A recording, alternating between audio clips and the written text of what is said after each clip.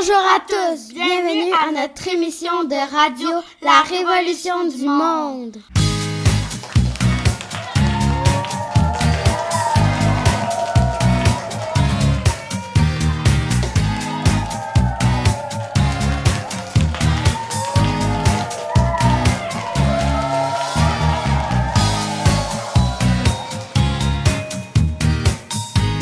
En premier, une chronique de la Deuxième Guerre mondiale. Un reportage sur Ruelle de l'Avenir. Une entrevue avec le directeur d'école de Saint-Jean-de-la-Lande. Un palmarès Sur les jeux vidéo. Un vox pop. sur les instruments de musique. Finalement, un débat sur les bulletins chiffrés versus les bulletins lettrés. Alors, c'est parti!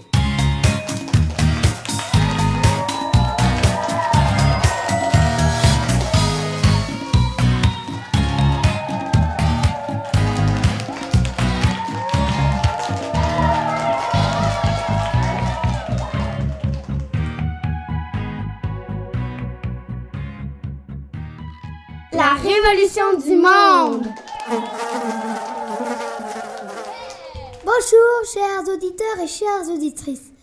Aujourd'hui, nous allons parler de la Seconde Guerre mondiale.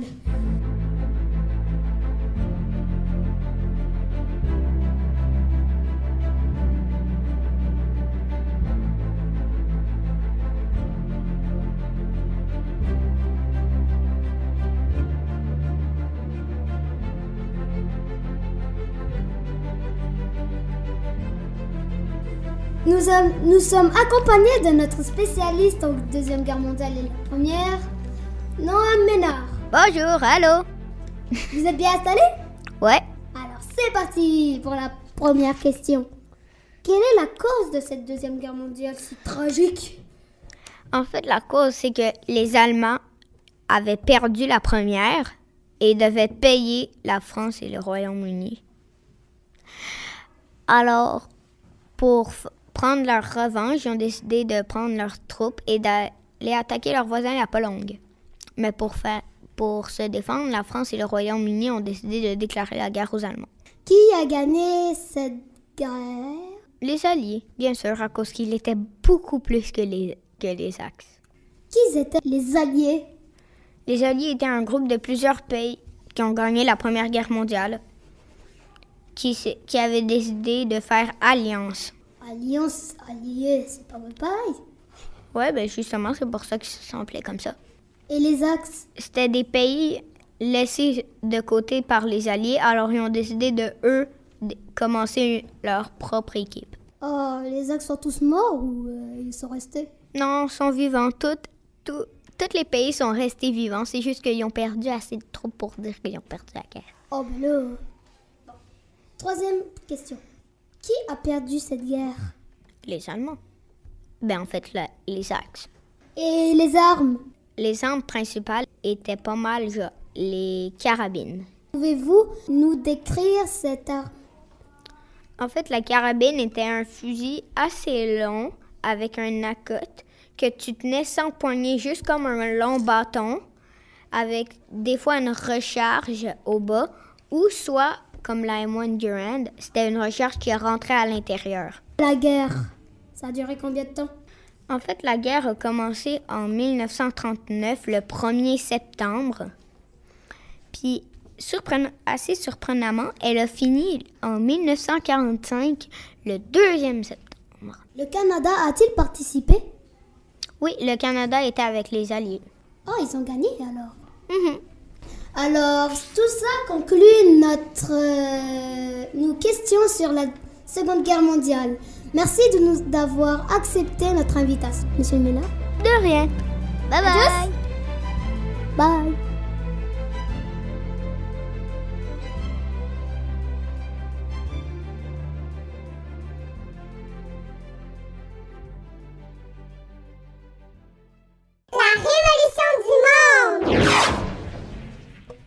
Bonjour tout le monde, ici Anaï Damba et Claire Laroche. Nous sommes en direct de Révolution du Monde. Aujourd'hui, nous allons faire un reportage de Ruelle de l'avenir. C'est parti!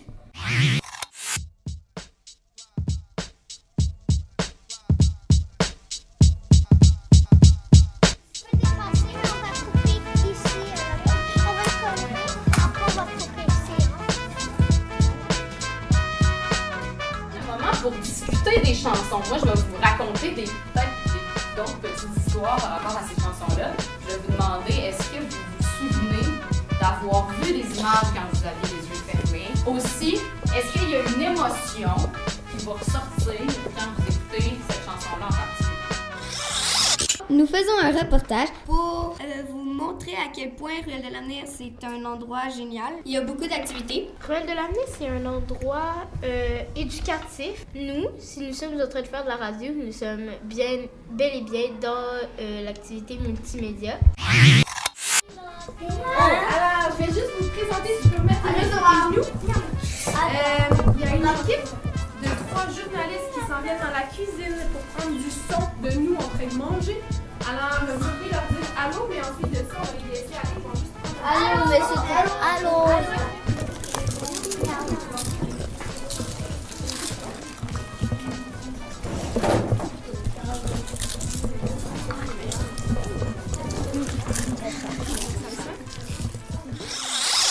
On est à Ruelle de l'avenir parce que notre classe a été pigée. Parce que au début, tout le monde était comme c'est quoi ça? Mais là, après ça, genre quelques cours après, on est comme oh my god, j'ai tellement hâte à mardi prochain.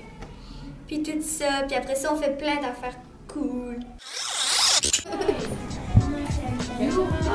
Bonjour. OK. Tout le monde, juste pour vous dire, la maquette est maintenant presque terminée. Il manque juste la décoration, mais tout fonctionne à merveille. Si vous voulez venir à Ruelle de l'avenir, c'est possible. Il y a des cours de plusieurs activités le jeudi soir ou le samedi. Continuez de travailler les cocos. C'est parfait. Il y a une. Mais continuez à travailler. Faites comme s'ils étaient pas là. Ils ont besoin de continuer à agir comme s'ils étaient pas là. Ils prennent du son. Alors. Oh, je peux dépasser, mais on va couper ici à la table. On va le coller, après on va couper ici.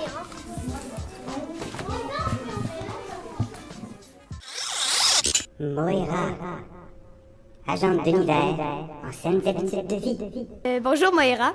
Bonjour. Ça va? Ça va bien, vous? Oui, très bien. Bon, quand avez-vous commencé la cuisine? Je pense que j'ai commencé à cuisiner, je devais avoir à peu près 7 ans. Quand je finissais l'école, j'allais tout le temps chez ma grand-mère après l'école primaire.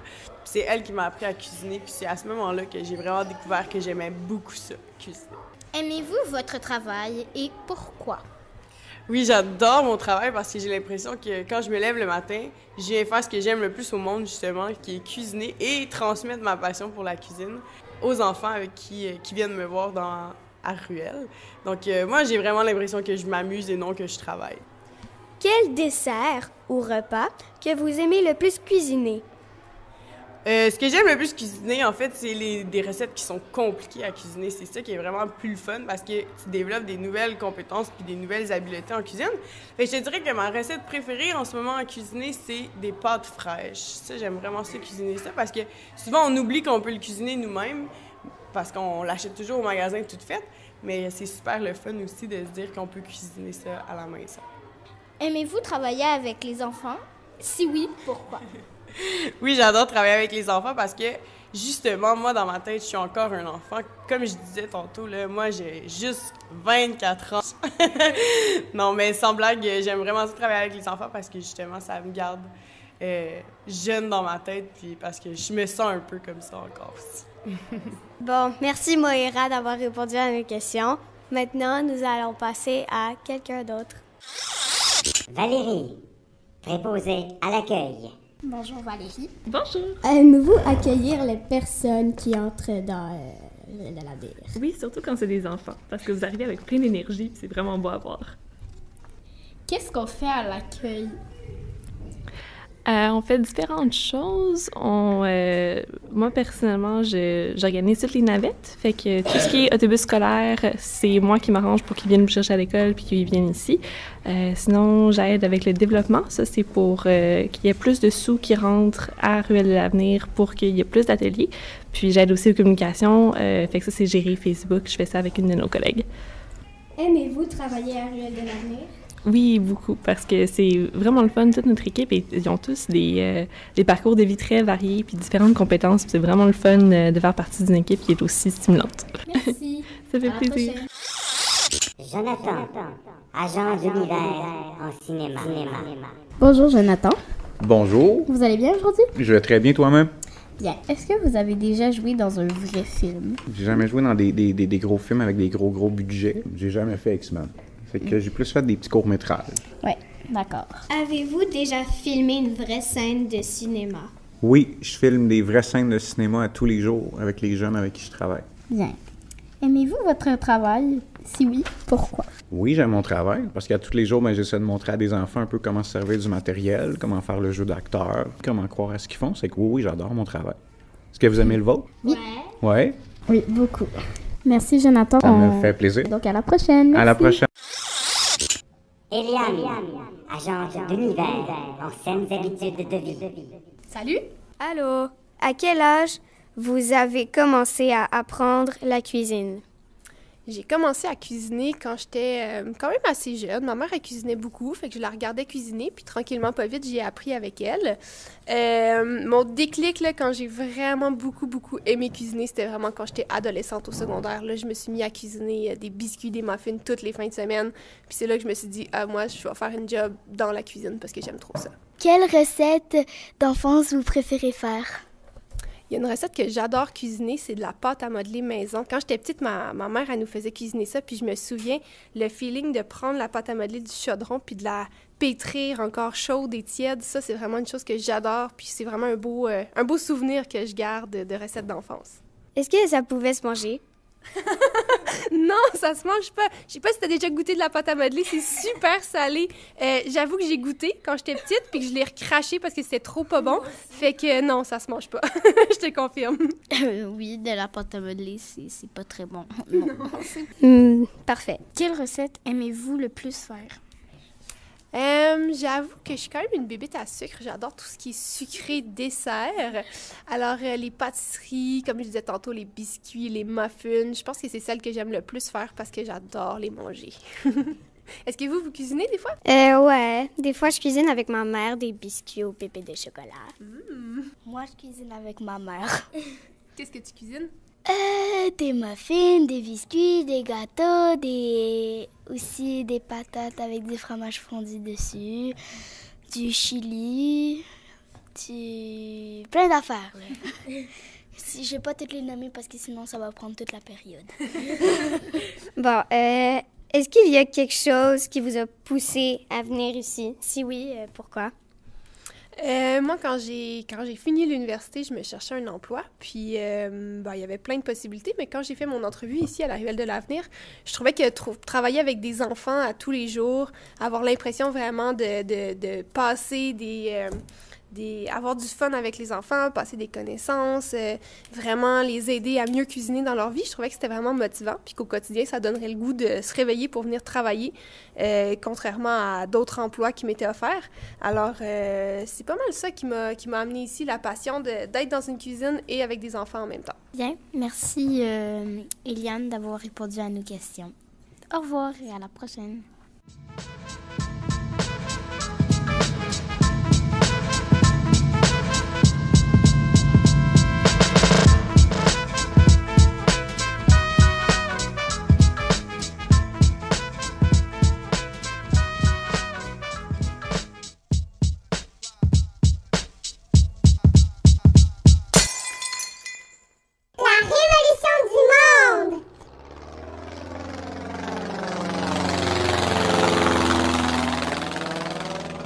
Bonjour, aujourd'hui nous sommes avec notre directeur, M. Garneau.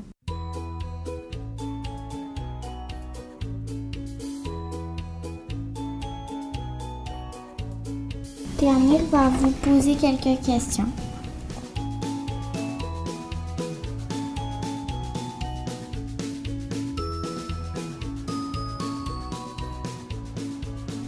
Bonjour, Monsieur Gagnon. Bonjour. Je suis très content que vous avez accepté notre invitation. Ça fait plaisir.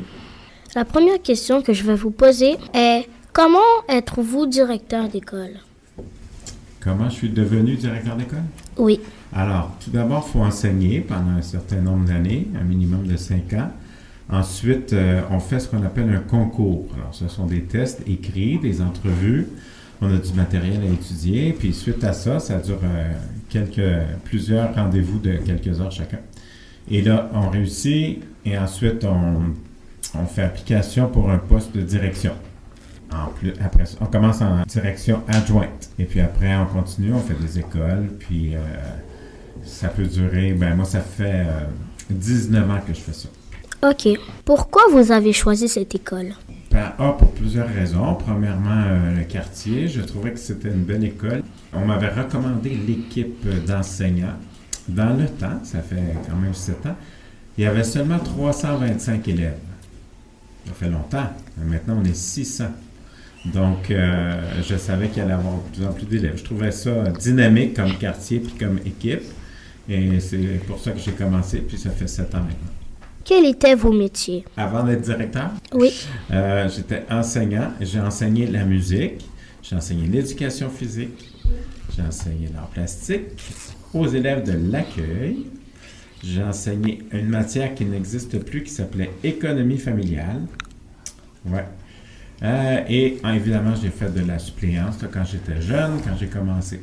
Mais ma matière à moi, c'était la musique. Oh, quelle école avez-vous visité, à part la nôtre, avant cette école? C'était l'école Saint-Jean-Vianney, une petite école primaire, elle aussi qui est devenue très grosse maintenant, qui est dans Rosemont, côté de la 20e avenue. Maintenant, ça s'appelle d'ailleurs l'école Rosemont. Est-ce que c'est difficile d'être directeur? Disons que ça demande beaucoup d'heures, mais quand on travaille avec des gentils élèves et des gentils profs, ça va très bien. Mais c'est sûr que c'est beaucoup de travail parce qu'il y a toujours des imprévus. Alors là, cette semaine, on a une inondation à l'annexe, là, fait que ça, c'était pas prévu. Donc, il faut tout le temps gérer les imprévus. C'est ça qui demande le plus de temps. Une dernière question.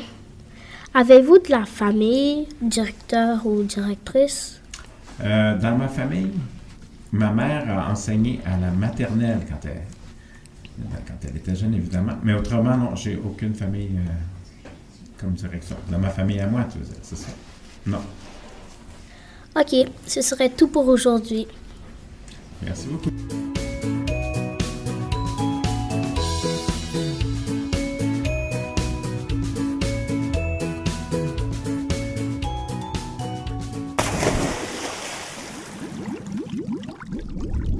La révolution du monde.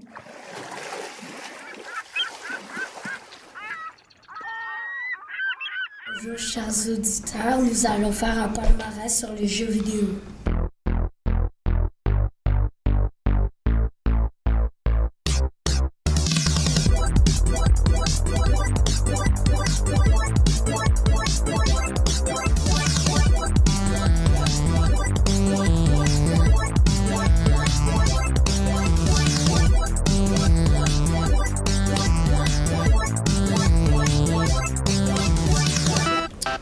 Nos animateurs sont Eloïc et Jugurta.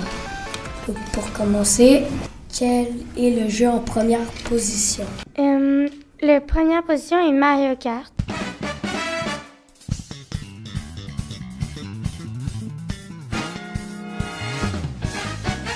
C'est un jeu de course assez classique que beaucoup de monde connaît.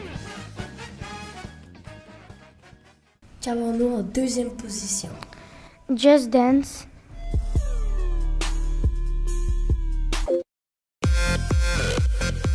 Un jeu pour bouger avec des chansons que tu dois danser sur les mêmes pas que la personne qui te montre.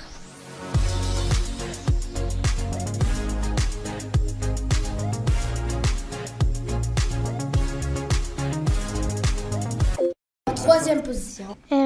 Brawlhalla, qui est un jeu de combat. Un peu comme Super Smash Bros. Avec des monstres, des personnages un peu parallèles qui ont des pouvoirs. Et en quatrième, Zelda Breath of the Wild.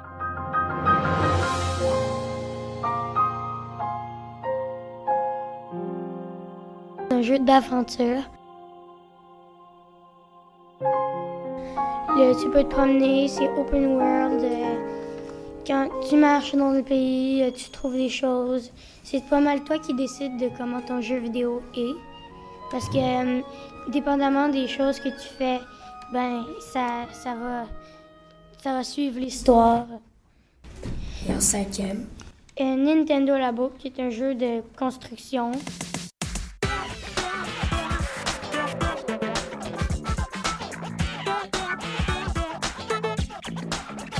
Tu peux construire des robots, des pianos, plein de choses en carton. Puis tu joues à des jeux différents. Jugurta, quel est le jeu en sixième position? Arms.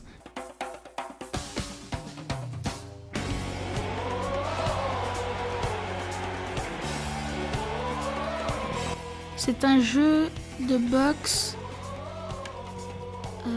avec des personnages réalistes. En septième, Paladin.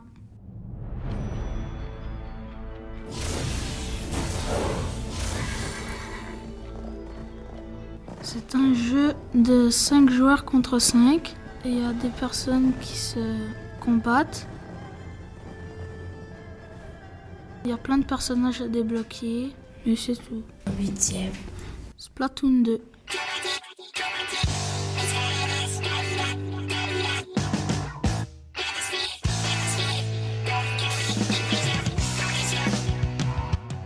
C'est un jeu de V4. Il se tire de l'encre et ça se joue en multijoueur.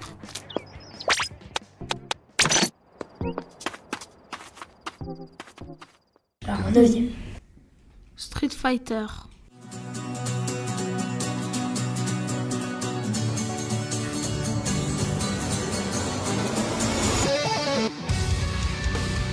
C'est un jeu de combat.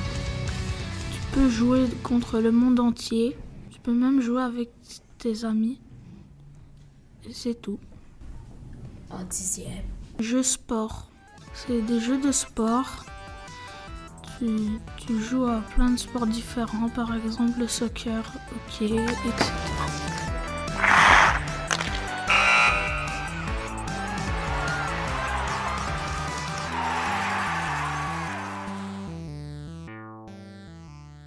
c'est quoi votre jeu préféré dans la liste?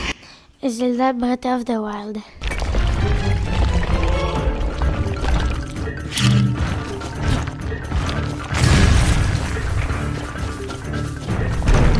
Parce que, vu que, comme j'ai dit tantôt, on peut c'est pas mal toi qui dessines ton histoire. Parce que quand tu vas à un endroit, tu peux battre un certain personnage et tu débloques quelque chose. Tandis que tu peux aller à un autre endroit et débloquer d'autres choses. Ce qui fait que c'est pas mal toi qui décides qu'est-ce que tu fais dans l'histoire.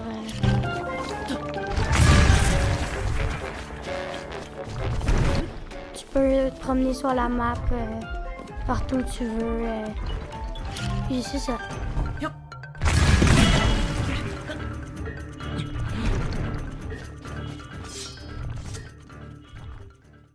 Et vous? Brawlhalla. 3, 2, 1, brawl! Parce que c'est un jeu multijoueur. Tu peux jouer contre d'autres personnes. Plein d'autres personnes.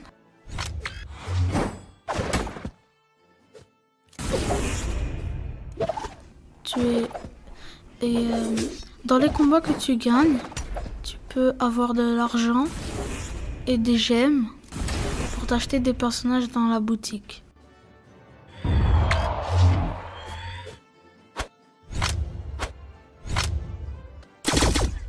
Ouais, je joue beaucoup. Je joue souvent pendant 1 heure.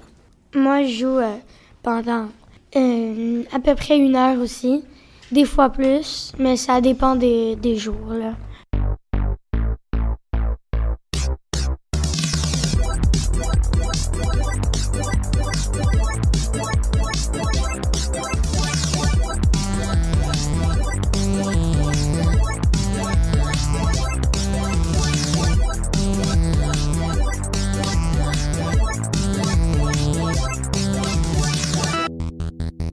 La révolution du monde!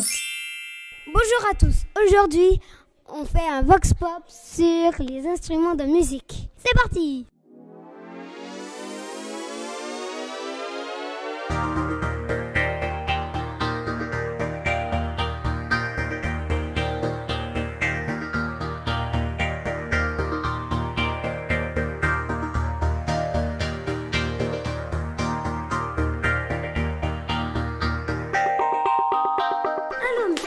Hello!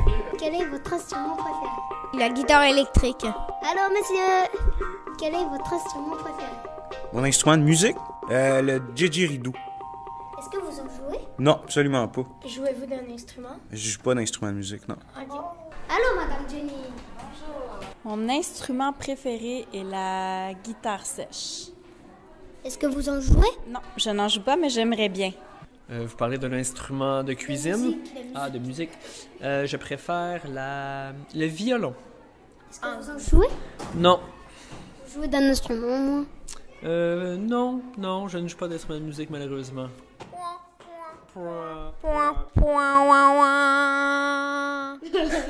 Bonjour, Madame Claire. Salut! Oh, j'adore le piano. Parce que quand tu fais une fausse note, c'est pas vraiment grave parce que c'est un son dou. Est-ce que vous en jouez? Non, mais j'en ai un chez moi. Puis ben je fais n'importe quoi dessus. Ok, merci. Le piano puis la guitare. Est-ce que vous en jouez d'un instrument? Les deux. Vous en jouez? Oui. Bonjour. Quel est votre instrument préféré? Ben moi, c'est le drum. Je joue du drum et de la guitare. Ok, merci. La flûte. Puis Éloi, c'est la... Est-ce que tu en joues? Non. Quel est votre instrument de musique préféré? En fait, j'ai pas d'instrument de musique préféré, j'en joue pas. Mais d'après moi, ce serait le piano, mon préféré. Quel est votre instrument préféré de musique? La guitare. En jouez-vous? Non. Ouais, le piano aussi. Est-ce que tu en joues? Ouais, des fois j'en joue. Jouez-vous d'un autre instrument? Ouais, j'avais... Ben en fait, à un moment, je faisais de la flûte. D'accord. Le piano, la harpe, la flûte traversière, La guitare. En jouez-vous? Oui. Jouez-vous d'un autre instrument? Non.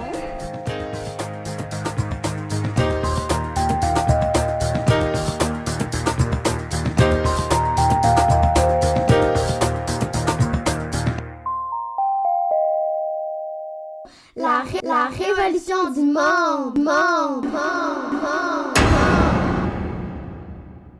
Bonjour à tous. Aujourd'hui, on va faire un débat sur les bulletins lettrés versus les bulletins chiffrés.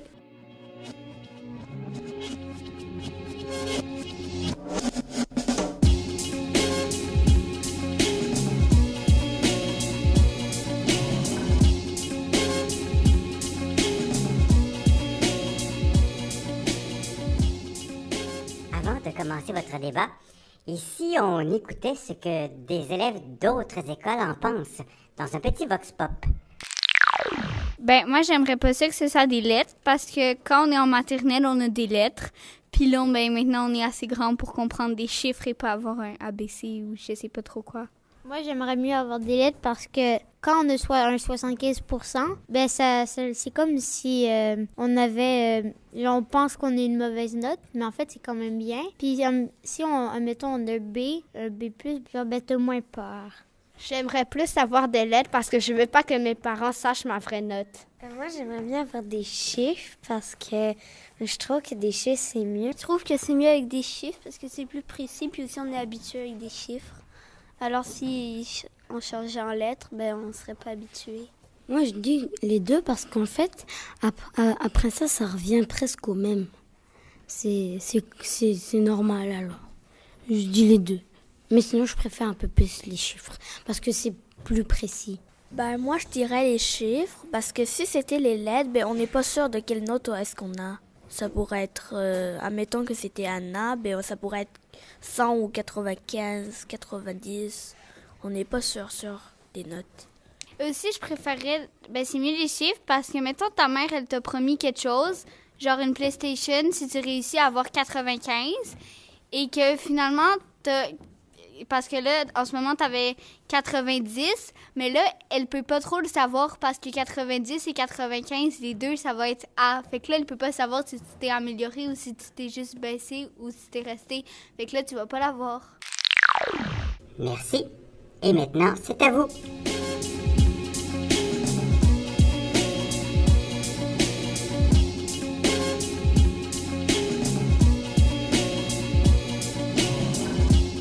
Je suis en compagnie de Jeanne et de Josh. Bonjour! Êtes-vous contre ou pour les bulletins lettrés? Je suis contre. Et vous, Josh? Je suis pour. Pourquoi? Je suis contre, moi. Parce que, en fait, les bulletins chiffrés et les bulletins lettrés, il y a toujours une échelle. Fait que si l'autre a A, puis là, toi, t'as, exemple, D, ben tu vas te comparer. Fait que moi, je dirais de ni avoir des chiffres, ni avoir des lettres, mais avoir des mémos.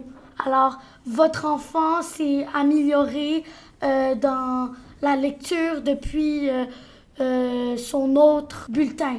Des mémos comme ça qui encouragent, à la place de toujours se comparer à l'autre pour être le meilleur. Il n'y a pas d'échelle avec les mémos. Ton échelle, elle est morte. Fait que je trouve ça mieux. Comme ça, les enfants, il y aurait plus confiance en eux. Puis je trouve que c'est une meilleure idée que mettre des lettres ou des chiffres. Bonne explication. Et vous, Jess? Moi, je suis pour les chiffres parce que si on ne met pas les chiffres ou les lettres, je ne sais pas c'est quoi ma note, donc je suis tellement curieux que il y a des choses qui changent dans ma façon d'écouter. Je suis aussi pour parce que sinon, si on laisse juste des mémos, comme Madame Jeanne l'a dit, parce que moi, ça m'intéresse de tout le temps voir mes notes comme ça, mes parents, pour en voir mes améliorations par eux-mêmes que par des mémos, parce que c'est plus fiable les chiffres ou les lettres, parce que c'est mieux, puis ça nous donne plus envie d'avoir plus de bonnes notes que des mémos. Pour moi, c'est pour ça que je dis que je suis pour.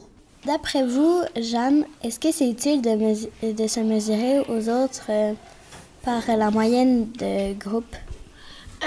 Non, bien sûr, comme je l'ai dit tantôt, c'est pas bon parce que, pas que c'est pas bon, mais ça nuit la personne. Mettons que, exemple, je suis une enseignante.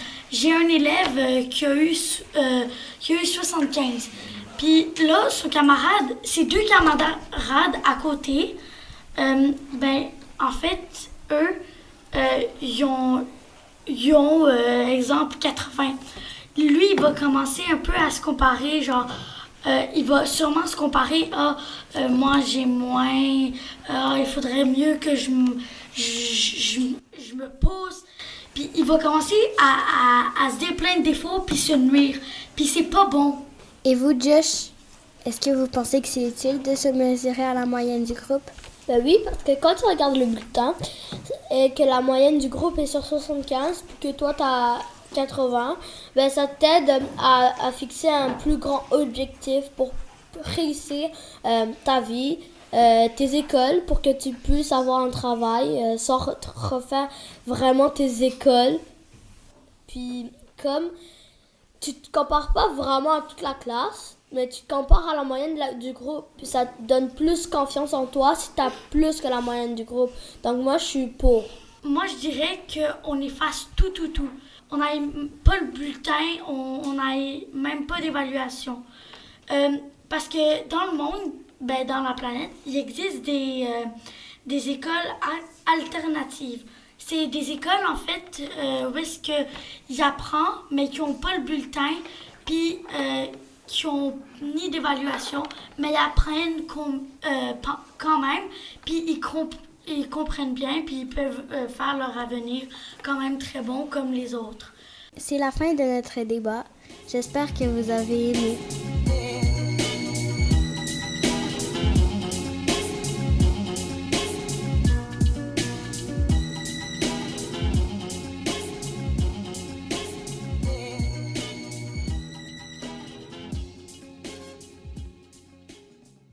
J'espère que vous avez aimé notre émission.